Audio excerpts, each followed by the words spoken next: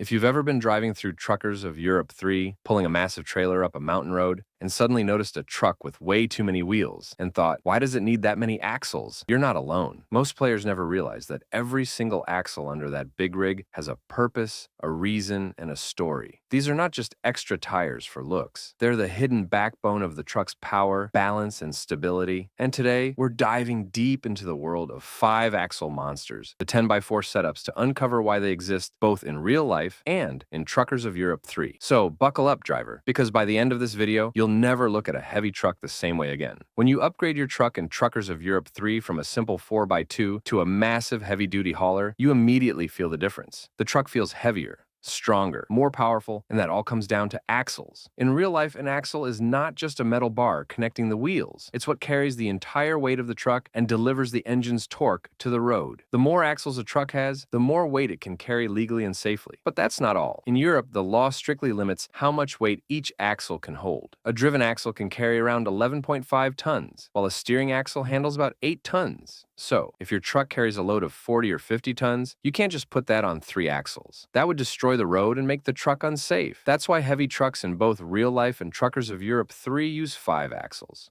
It's about spreading the weight, maintaining balance, and keeping the truck stable, even when it's fully loaded. A 10x4 truck means it has 10 wheel positions, but not necessarily 10 tires. 4 of those wheels are powered, and the rest are for steering and support. This configuration gives the truck the perfect mix of power, traction, and control. You'll usually find these setups in construction rigs, mobile cranes, or heavy haulage trucks in the game. Each axle works like part of a team. The front axles guide the truck, the middle axles handle most of the drive power, and the rear axles balance and control the load. It's a combination that lets these trucks carry massive weights while still turning smoothly through tight European roads. Now, in Truckers of Europe 3, when you take one of these massive 10x4 rigs onto the road, the difference in physics is real. The way the truck tilts on corners, how it brakes, and how it handles steep inclines. It all changes. That's not just game design. That's physics inspired by real European trucking. Developers build these mechanics to make every axle feel like it matters. The suspension, the tire pressure, even how the truck reacts when it's empty versus loaded,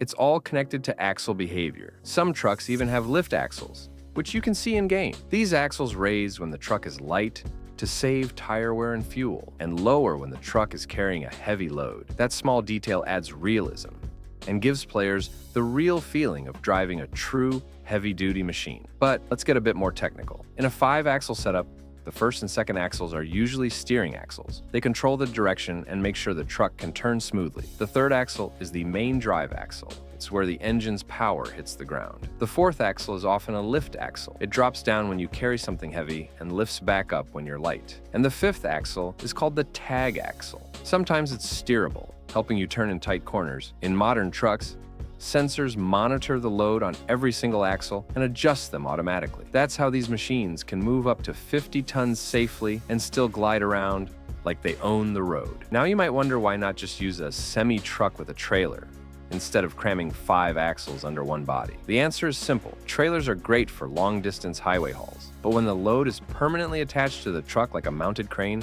concrete pump, or heavy machinery, the chassis needs to handle all that weight alone. That's where a 10x4 or 10x6 rigid truck comes in. They can carry extreme loads without needing a trailer, and they're easier to maneuver in small cities and construction zones. That's why when you play Truckers of Europe 3, you'll notice these kinds of trucks appear on jobs involving cranes, heavy equipment, or special transports. They're built for tasks that ordinary trucks can't handle. Different countries in Europe also have different axle rules.